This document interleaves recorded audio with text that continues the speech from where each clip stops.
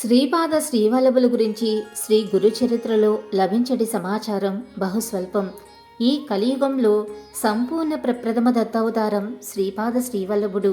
వారి జీవిత విశేషాలను గురించి బాహ్య ప్రపంచానికి తెలిసినది బహు తక్కువ.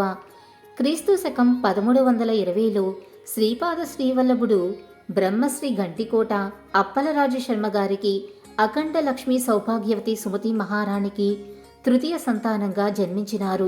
శ్రీపాదుల వారికి శ్రీధర రాజశర్మ, రామరాజశర్మ అను ఇద్దరు అన్నలు, శ్రీ విద్యాధరి, రాధ, సురేఖ అను ముగ్గురు చెల్లెళ్ళు కలరు.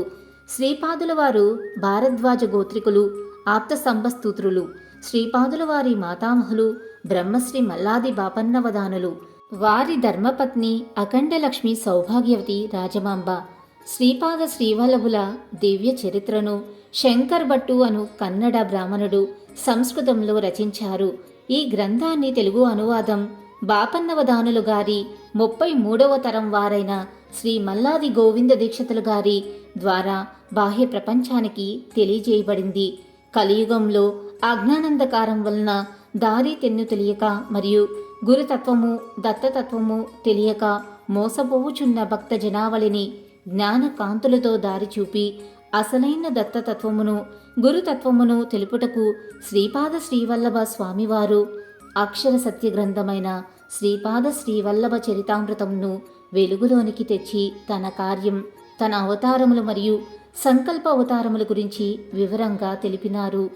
ఈ గ్రంథము పూజామందిరమునందు ఉంచుకుని పూజించుకొన్నను కూడా తన కృప లభించుననియు, కలియుగంలో ఈ గ్రంథ పారాయణం వలన సర్వశుభములను పొందుటకు వీలగుననియు ఆ మహాప్రభువులే సెలవిచ్చిరి. ఈ మహాపవిత్ర గ్రంథమును మహాయోగులు, మహాపురుషులు కూడా అధ్యయనము చేసెదరు. ఇంతలి ప్రతి అక్షరమును బీజాక్షర శక్తి కలిగి ఉండును.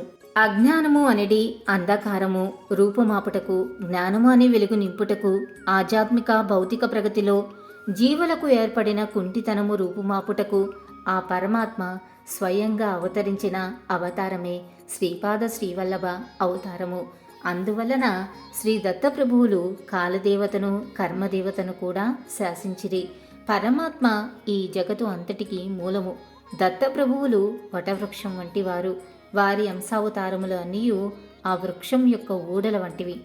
ఊడ భూమిలోనికి దిగి స్వతంత్రమైన తత్వము కలిగివిగా కనిపించినా వాటికి ఆధారభూతమైనది మాత్రము ఆ వటవృక్షమే కదా.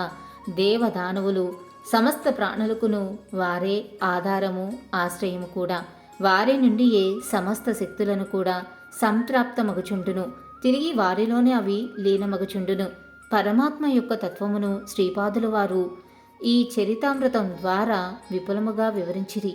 తన చరిత్ర ఏమాత్రము పాండిత్యం అనుభవం లేని శ్రీమాన్ శంకర్ భట్టు గారిచే రచించబడింది. శ్రీపాదుల వారి మీద ఉంటే అచంచల భక్తి విశ్వాసాలే మహాపాండిత్యమని చరితామృత గ్రంథ రచన చూపించింది.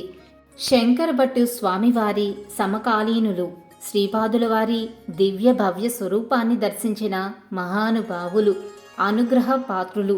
అప్పటి నుంచి గుప్తంగా ఉన్న ఈ గ్రంథం శ్రీపాదుల వారు సెలవిచ్చినట్లుగానే తాతగారైన బాపనార్యులు వంశస్థులచే అనువదించబడి 33వ తరం వారిచే బాహ్య ప్రపంచంలోనికి వచ్చినది.